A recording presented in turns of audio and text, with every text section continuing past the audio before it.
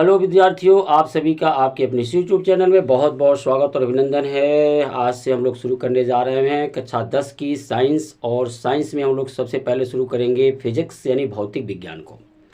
और भौतिक विज्ञान में सबसे पहले हम लोग शुरू करने वाले हैं, जो पहला चैप्टर अपना भौतिक विज्ञान का है वो प्रकाश। प्रकाश के अंतर्गत हम लोग प्रकाश के गुणों के विषय में देखेंगे। प्रकाश किस प्रकार का बिहेव करती है, प्रकाश के क्या गुण धर्म होते हैं, उन सभी चीज़ों को हम लोग बड़ा डिटेल से पढ़ने वाले हैं। तो आप बीच में वीडियो छोड़कर नहीं जाइएगा, नहीं तो आपको कुछ भी समझ में नहीं आएगा, स्किप मत करिएगा। तो चलिए शुरू करते हैं आज की अपनी टॉपिक बिना विलंब के, जो है प्रकाश का परावर्तन तथा अपवर्तन के विषय में पढ़ेंगे हम इस चैप्टर में, इस टॉपिक में। तो सबसे पहले हम देखते हैं कि प्रकाश क्या है। लाइट, प्रकाश मतलब लाइट। प्रकाश एक प्रकार की ऊर्जा है। सबसे पहली बात तो है प्रकाश एक प्रकार की ऊर्जा है। और ऊर्जा जो है दिखती नहीं है, केवल दिखा सकती है, लेकिन वह दिख नहीं सकती। हमारा पूरा का पूरा ब्रह्मांड दो चीज़ों से ही मिलकर बना है, एक पदार्थ और एक ऊर्जा है।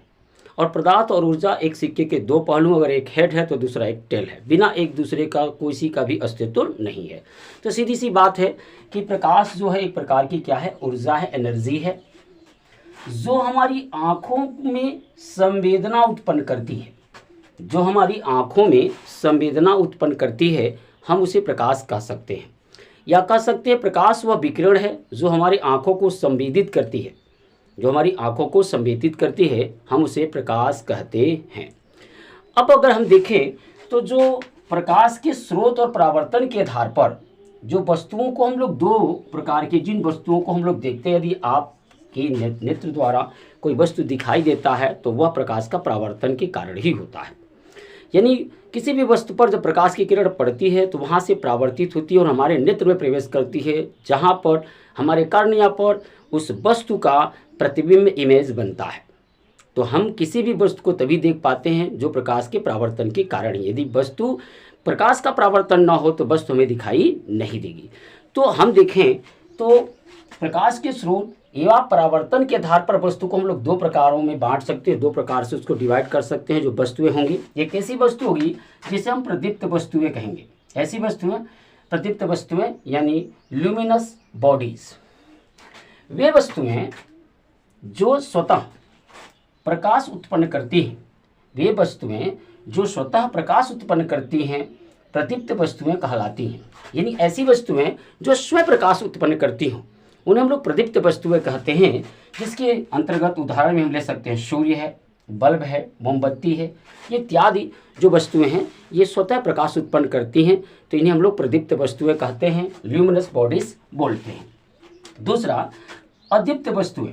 ऐसी वस्तुएं नॉन ल्यूमिनस बॉडी, अदीप्त वस्तुएं, ये वे वस्तुएं जो स्वतः प्रकाश उत्पन्न नहीं करती हैं, जो स्वतः प्रकाश उत्पन्न नहीं करती हैं, लेकिन प्रकाश के आपतित और परावर्तित होने के कारण वो हमें दिखाई देती हैं।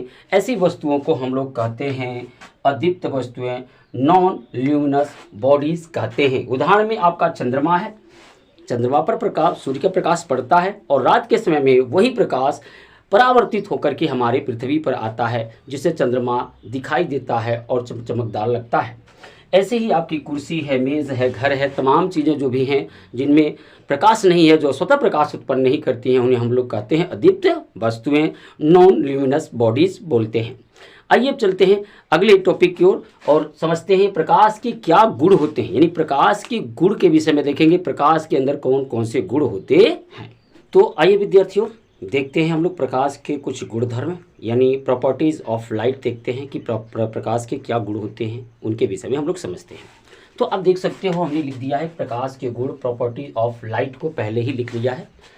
यहाँ पर है प्रकाश विद्युत चुंबकीय विकिरणों के रूप में चलता है। यानी पहली प्रॉपर्टी ये है प्रकाश की कि प्रकाश जो है विद्युत चुंबकीय विकिरणों के रूप में चलता है। जिस प्रकार से आपके मोबाइल का सिग्नल चलता है, आपके टीवी का सिग्नल चलता है, सेम उसी तरह से आपका प्रकाश भी विद्युत चुंबकीय विकिरणों के रूप में चलता है। ये प्रकाश का एक गुण है। आइए देखते हैं दूसरा क्या गुण है। प्रकाश के लिए माध्यम की आवश्यकता नहीं होती है। प्रकाश के लिए किसी माध्यम की आवश्यकता नहीं होती। जैसे साउंड को ट्रेवल करने के लिए, साउंड को जाने के लिए, यहाँ एक जगह से दूसरी जगह भेजने के लिए माध्यम यानी वायु की आवश्यकता होती है, लेकिन प्रकाश को चलने के लिए किसी माध्यम की आवश्यकता नहीं होती है। यह निर्वात में चल सकती है, अर्थात कहने का तात्पर्य जहाँ हवा उपस्थित नहीं हो वहाँ से भी यह चल सकती है, गुजर सकती है। तीसरा जो है, निर्वात में प्रकाश की चाल 3×10⁸ मीटर पर सेकेंड होती है। यानी निर्वात यानी जहाँ हवा उपस्थित नहीं है वहाँ पर प्रकाश की चाल जो लगभग 3×10⁸ मीटर पर सेकेंड होती है, या कह सकते हो 3 लाख किलोमीटर पर सेकेंड की होती है। यह प्रकाश का गुण है। अगला प्रकाश के गुण के विषय में देखें तो प्रकाश सरल रेखा में गति करती है, यानी एक सीधी रेखा में यह गति करती है, ऐसे एकदम सीधी रेखा में गति करती है, सरल रेखा में गति करती है, ऋजुरेखीय गति करती है। यानी प्रकाश एक सरल रेखा में गति करती है, यह प्रकाश का एक गुण है। जब प्रकाश एक पारदर्शी माध्यम से दूसरे पारदर्शी माध्यम में जाता है तो उसकी दिशा और चाल दोनों बदल जाती है। यानी प्रकाश यदि आपकी वायु से कांच में जाएगा या कांच से वायु में जाएगा तो उसकी दिशा भी बदल जाएगी और चाल भी बदल जाएगी। तो इस प्रकार से किसी प्रकाश का एक माध्यम से दूसरे माध्यम में जाने पर दिशा और चाल बदलने की जो घटना होती है उस घटना को हम लोग प्रकाश का अपवर्तन के नाम से जानते हैं, जो इसी चैप्टर में हम लोग आगे पढ़ने वाले हैं। आइए देखते हैं अगला गुण कौन सा अपना। अगला गुण है कि प्रकाश अपारदर्शी माध्यम से नहीं गुजर पाता। यानी प्रकाश अपारदर्शी माध्यम, कहने का मतलब ये है जैसे आपका दीवार है तो वहाँ उसको भेद करके वो नहीं जा सकता, लोहे को भेद करके वो नहीं जा सकता, नहीं अपारदर्शी माध्यम से प्रकाश नहीं गुजर पाती है। अगला जो उसका गुण है कि चमकदार सतह से प्रकाश का परावर्तन होता है। यानी चमकदार सतह से, यानी अगर सतह कोई पालिशदार है, चमकदार है, तो उससे जब प्रकाश की किरण टकराती है तो उसका अधिकांश भाग फिर उसी मार्ग में वापस लौट जाता है। तो इस तरह के प्रकाश का अपने मार्ग में लौटने की जो घटना होती है, क्रिया होती है, इसे हम लोग प्रकाश का परावर्तन कहते हैं। तो प्रकाश की अधिकांश भाग अपने मार्ग में वापस लौट जाती है। जो लास्ट वाला प्रकाश का गुण है श्वेत प्रकाश, 7 रंगों का होता है, जिसे हम लोग विबग्योर के से समझ सकते हैं। जो प्रकाश का श्वेत प्रकाश होता है, जो आप ये श्वेत प्रकाश देख रहे हो, जो धूप आपकी निकली हुई है सामने, जो श्वेत प्रकाश सफ़ेद प्रकाश दिख रहा है वो 7 रंगों का होता है, जिसे हम लोग ट्रिक से विबग्योर से याद रख सकते हैं। विबग्योर से याद रख सकते हैं। VIBGOIR विबग्योर के नाम से याद रख सकते हैं। बी मतलब होता है violet, I indigo, B blue, G green, Y yellow, O orange, R red. फिर से अब मैं बता दूं आपको, V violet, I indigo, B blue, G green, Y yellow, O orange और आर रेड। तो आपसे ये विकल्प के रूप में पूछ सकता है कि जो श्वेत प्रकाश होता है, श्वेत प्रकाश का जो बीच में रंग होता है, कौन सा रंग बीच में होता है, या इंद्रधनुष के बीच में कौन सा रंग होता है। तो आप देख सकते हो 3 इधर छोड़ दो, 3 है तो कौन सा रंग होता है भाई, ग्रीन होता है। शुरू में कौन होता है, वायलेट, और लास्ट में कौन होता है, रेड। तो इस तरह के आपसे विकल्प आपकी परीक्षाओं में पूछे जा सकते हैं। तो आपका श्वेत प्रकाश लगभग 7 रंगों से मिलकर के बना होता है। तो हमने ये प्रकाश की कुछ प्रॉपर्टीज देखी। अब प्रकाश के कुछ और गुण धर्मों के यानी प्रकाश के विषय में और हम लोग सीखते हैं। तो आइए विद्यार्थियों देखते हैं कि प्रकाश किरण क्या होती है और प्रकाश किरण पुंज क्या होती है। तो सबसे पहले हम देखेंगे प्रकाश किरण क्या होती है, यानी रे ऑफ लाइट क्या होती है। रे ऑफ लाइट किसे कहते हैं? किसी समांग माध्यम में प्रकाश एक बिंदु से दूसरे बिंदु तक जिस ऋजुरेखीय मार्ग से, ऋजुरेखीय मतलब एक सीधी मार्ग, सरल मार्ग से होकर जाती है, उस प्रकाश किरण, उसे प्रकाश किरण या प्रकाश की किरण कहते हैं। मान लीजिए आपका कोई प्रकाश की किरण ये ऐसे ऋजुरेखीय मार्ग से जा रही है, तो इसे हम लोग बोलेंगे प्रकाश किरण। मतलब ये ए बिंदु से चलना शुरू की और बी बिंदु तक पहुंच रही है, तो इसको हम लोग बोलते हैं प्रकाश किरण, यानी रे ऑफ लाइट के नाम से हम लोग जानते हैं। अर्थात प्रकाश किरण ए बिंदु से लेकर के बी बिंदु तक जा रही है, जो कि एक ऋजुरेखीय मार्ग, एक सरल मार्ग, एक सीधा मार्ग है, और इसी को हम लोग बोलते हैं प्रकाश की किरण, रे ऑफ लाइट कहते हैं। अब देखिए हमारा दूसरा जो टॉपिक है, मतलब दूसरा जो चीज़ समझना हमें प्रकाश से, वो है प्रकाश पुंज, बीम ऑफ लाइट किसे कहते हैं। तो बीम ऑफ लाइट क्या होती है? एक ही दिशा में जाने वाले प्रकाश किरण के समूह को, एक ही दिशा हो, दिशा सेम होनी चाहिए, और उसी एक ही दिशा में जाने वाले प्रकाश किरण के समूह को प्रकाश किरण पुंज कहते हैं। प्रकाश किरण पुंज कहते हैं। कहने का तात्पर्य है कि यदि आपकी ढेर सारी लाइट, ढेर सारी प्रकाश किरणें, ढेर सारी प्रकाश की किरणें, मान लीजिए ये ढेर सारी प्रकाश की किरणें इस तरह से एक ही दिशा में जा रही हैं, तो जब एक ही दिशा में ये जा रही हैं तो एक दिशा में जाने वाले जो प्रकाश की किरण की जो समूह है, इसी को हम लोग कहते हैं प्रकाश पुंज या बीम ऑफ लाइट के नाम से जानते हैं। एक बार मैं फिर से दोहरा देता हूं कि एक ही दिशा में जाने वाले प्रकाश किरण के समूह को प्रकाश किरण पुंज कहते हैं। और ये प्रकाश किरण पुंज 3 प्रकार की होती हैं। एक होता है अभिसारी, दूसरा अपसारी और तीसरा समांतर। तो आइए इनको एक एक करके इनके विषय में जानते हैं। तो चलिए विद्यार्थियों, देखते हैं जो प्रकाश पुंज है वो 3 तरह की है और उनको हम लोग परिभाषित करते हैं और उनके विषय में जानते हैं। सबसे पहली प्रकाश पुंज है अभिसारी कन्वर्जेंट। अभिसारी कन्वर्जेंट, यदि आपतित प्रकाश की सभी किरणें एक बिंदु पर मिलती हों, यानी यदि आपतित प्रकाश की सभी किरणें एक बिंदु पर मिलती हों तो उसे अभिसारी प्रकाश किरण पुंज कहते हैं। कहने का मतलब ये सारी प्रकाश की किरणें चल रही हैं ये, और ये जा करके एक बिंदु पर ऐसे मिल रही हैं। एक बिंदु पर ऐसे क्या हुई, मिल रही प्रकाश की किरणें चल रही हैं और एक बिंदु पर ऐसे मिल रही हैं।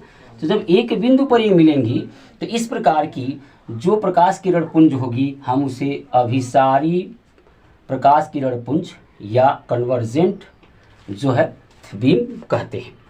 दूसरी जो है अपसारी, अपसारी डाइवर्जेंट। यदि प्रकाश की सभी किरणें किसी एक बिंदु से आती हुई प्रतीत हों रही हों तो उसे अपसारी प्रकाश पुंज कहते हैं। जैसे मान लीजिए यहाँ पर ये बिंदु है, अब इस बिंदु से प्रकाश की किरण आती हुई प्रतीत तरह से फैल रही हैं, ऐसे फैल रही हैं। तो इस तरह से अगर प्रकाश की किरण एक बिंदु से आती हुई प्रतीत होंगी तो इस तरह की जो प्रकाश की बीम होगी या तो उसे हम लोग अपसारी यानी डाइवर्जेंट बीम कहते हैं या अपसारी प्रकृति का कहते हैं। समांतर पैरेलल प्रकाश की किरणें, यानी प्रकाश की किरण यदि सीधी जा रही हों और कहीं भी एक दूसरे को काटे न, तो कभी भी एक दूसरे को कहीं काटे न, तो ऐसी प्रकाश की किरणों को हम लोग समांतर यानी पैरेलल बीम बोलते हैं या समांतर प्रकाश किरण पुंज बोलते हैं। तो आशा करता हूं आपको अभिसारी, अपसारी और समांतर किरण पुंज के विषय में समझ में आ गया होगा। यानी अभिसारी का मतलब है यदि आपतित प्रकाश की किरण सभी किरणें एक बिंदु पर मिलती हो, यानी ये आ रही हैं एक बिंदु पर मिल जा रही हैं, तो ऐसी किरण पुंज को हम लोग अपसारी किरण पुंज के नाम से जानते हैं। अपसारी एक बिंदु से जाती हुई प्रतीत हो तो ऐसी किरण पुंज को हम अभिसारी प्रकाश किरण पुंज बोलते हैं। समांतर, ये जो किरणें हैं प्रकाश की किरणें ये एकदम कहीं दूसरे को कभी काटे ना, तो ऐसी किरण पुंज को हम लोग समांतर किरण पुंज के नाम से जानते हैं। अब हम लोग चलिए देखते हैं कि प्रकाश का परावर्तन क्या होता है और उसके नियम और परावर्तन के विषय में हम लोग समझते हैं। तो चलिए विद्यार्थियों देखते हैं प्रकाश का परावर्तन यानी रिफ्लेक्शन ऑफ लाइट क्या होती है। यह भी एक प्रकाश का गुण है कि प्रकाश जब किसी चिकने या पालिशदार तल पर पड़ती है तो उसका अधिकांश भाग अपने मार्ग में लौट जाता है, और इस प्रकाश का अपने मार्ग में लौटने की जो घटना होती है इसी को हम प्रकाश का परावर्तन या रिफ्लेक्शन ऑफ लाइट कहते हैं। तो आइए परिभाषित करते हैं प्रकाश के परावर्तन को। प्रकाश का परावर्तन, रिफ्लेक्शन ऑफ लाइट, प्रकाश का किसी चिकने या पालिशदार सतह से टकराकर उसी माध्यम में जिस माध्यम से वो आई थी लौटने की क्रिया को प्रकाश का परावर्तन कहते हैं। फिर से मैं एक बार इसे आपको समझा देता हूँ, फिर समझाता हूँ, पहले एक बार पढ़ देता हूँ। प्रकाश का किसी चिकने या पालिशदार सतह से टकराकर उसी माध्यम में लौटने की क्रिया को प्रकाश का परावर्तन कहते हैं। आप देख सकते हो मैंने यहाँ एक समतल दर्पण का चित्र बनाया है। जो किरण इस समतल दर्पण पर गिर रही है उसे हम लोग आपतित किरण के नाम से जानते हैं। यानी जो प्रकाश की किरण उस चिकने या पालिशदार तल पर गिरेगी उसे हम लोग आपतित किरण कहेंगे। और उसे टकराने के बाद जो उसी माध्यम में वापस जाएगी उसे हम लोग परावर्तित किरण के नाम से जानते हैं। जिस बिंदु पर ये आपतित किरण गिरती है और जहाँ से ये परावर्तित किरण निकलती है उस बिंदु को हम लोग आपतन बिंदु के नाम से जानते हैं। और इस आपतन बिंदु पर एक काल्पनिक लंब खींचा गया है जिसे n से प्रदर्शित किया गया NB, इसे हम लोग अभिलंब के नाम से जानते हैं। और आपके आपतित किरण और जो आपका अभिलंब है इसके बीच में जो कोण बनता है इसे आपतन कोण, और आपके अभिलंब तथा परावर्तित किरण के बीच में जो कोण बनता R उसे हम लोग परावर्तन कोण के नाम से जानते हैं। तो सीधी सीधी बात, यानी जब प्रकाश किसी चिकने या पालिशदार तल पर पड़ती है की सतह से टकराती है तो टकराने के बाद वह उसी माध्यम में वापस लौट जाती है। तो प्रकाश की किरण का इस तरह से किसी चिकने या पालिशदार तल पर टकरा करके वापस लौटने की जो क्रिया होती है इसे हम लोग प्रकाश का परावर्तन के नाम से जानते हैं। तो ये प्रकाश का एक गुण है जिसे हम लोग पढ़ रहे हैं। अब हम देखेंगे कि प्रकाश के परावर्तन के क्या नियम होते हैं, उन नियमों को समझेंगे और फिर हम लोग आगे इन चीज़ों को पढ़ते हुए चलेंगे। बड़ी डिटेल से हम लोग भौतिक विज्ञान को पढ़ने वाले हैं। आप लगे रहिए, पूरी की पूरी भौतिक विज्ञान आपकी कक्षा 10 की मैं पढ़ाने वाला हूं।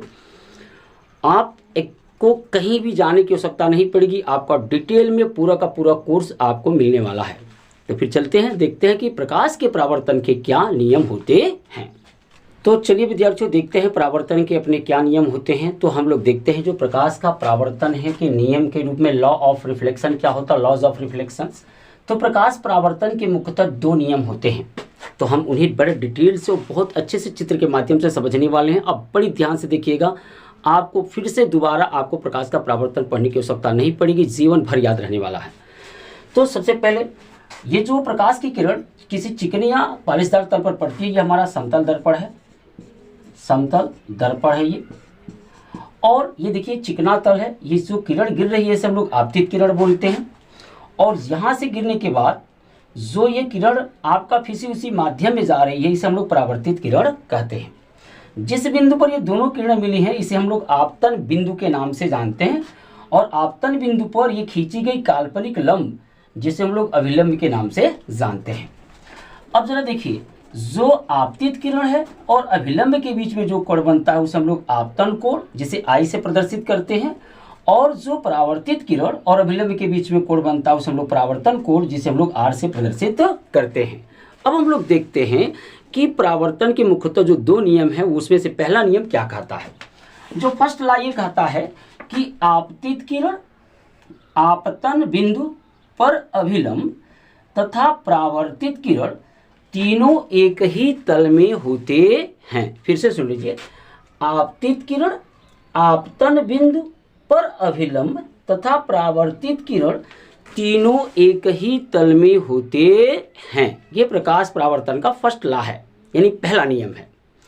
फिर से एक बार देख लीजिए, आपतित किरण आपतन बिंदु पर अभिलंब तथा परावर्तित किरण तीनों एक ही तल में होते हैं। ये एक तल है और ये एक तल है, तीनों एक ही तल में होते हैं।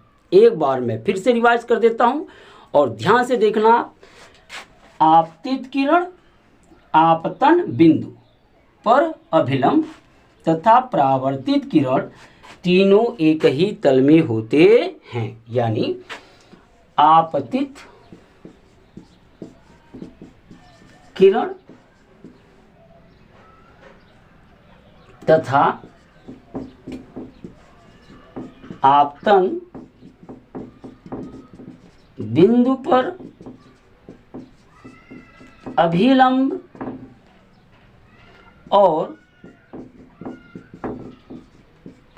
परावर्तित किरण तीनों एक ही तल में होते हैं। आपतित किरण तथा आपतन बिंदु पर अभिलंब और परावर्तित किरण तीनों एक ही तल में होते हैं। ये हमारा कहता है फर्स्ट लॉ, यानी लॉज ऑफ रिफ्लेक्शन का पहला नियम ये कहता है। एक बार फिर से मैं दोहरा दूं, आपतित किरण, आपतन बिंदु पर अभिलंब तथा परावर्तित किरण तीनों एक ही तल में होते हैं। ये प्रकाश परावर्तन का पहला नियम है। दूसरा नियम क्या कहता है, आपतन कोण जो I है, परावर्तन कोण जो R है, तो आपतन कोण सदैव परावर्तन कोण के बराबर होता है। इसका मतलब सदैव जो I है वो सदैव R के बराबर होता है। तो प्रकाश परावर्तन का जो दूसरा नियम है वो ये कहता है कि आपतन कोण सदैव परावर्तन कोण के बराबर होता है, यानी आपतन कोण सदैव परावर्तन कोण के बराबर होता है। ये प्रकाश परावर्तन का दूसरा नियम है। तो दोनों नियमों को एक बार फिर से मैं रिवाइज कर देता हूँ, फिर से आपको दोहरा देता हूँ ताकि आपको बिल्कुल याद हो जाए। यानी आपतित किरण आपतन बिंदु पर अभिलंब तथा परावर्तित किरण तीनों एक ही तल में स्थित होते हैं, अर्थात ये बोर्ड के एक ही तल में स्थित हैं। दूसरा नियम कहता है कि आपतन कोण सदैव परावर्तन कोण के बराबर होता है। तो आइए इसे राइटिंग में भी कर लेते हैं हम लोग दूसरे नियम को। तो दूसरा नियम ये कहता है कि आपतन कोण, यानी दूसरा नियम आपतन कोण यानी I सदैव परावर्तन कोण यानी R के बराबर होता है, बराबर होता है। तो ये प्रकाश परावर्तन के दो नियम थे। तो आज के क्लास में हम लोगों ने देखा कि प्रकाश क्या है, प्रकाश के जो आधार पर वस्तुएं कितनी तरह की होती हैं हमने देखा, एक प्रदीप्त, एक अदीप्त वस्तु। फिर प्रकाश के कुछ गुणधर्म के विषय में हम लोगों ने पढ़ा, प्रकाश किरण के विषय में पढ़ा, प्रकाश किरण पुंजों के विषय में पढ़ा, प्रकाश पुंज के विषय में पढ़ा, बीम ऑफ लाइट के विषय में पढ़ा हम लोगों ने। और साथ ही में हमने देखा आज कि प्रकाश का परावर्तन क्या होता है और प्रकाश परावर्तन के नियम क्या क्या होते हैं। नेक्स्ट क्लास में हम लोग देखेंगे समतल दर्पण द्वारा प्रकाश का परावर्तन और साथ में उसके द्वारा बनने वाले प्रतिबिंब के क्या गुणधर्म होते हैं। और साथ ही में हम लोग चर्चा करेंगे गोलीय दर्पण क्या होता है और गोलीय दर्पण से संबंधित कुछ परिभाषाएं सीखेंगे। और गोलीय दर्पण में अवतल दर्पण और उत्तल दर्पण से बनने वाले प्रतिबिंबों के विषय में हम लोग चर्चा करेंगे। तो फिर मिलते हैं नेक्स्ट वीडियो में, तब तक के लिए मैं आपसे इजाज़त लेता हूँ।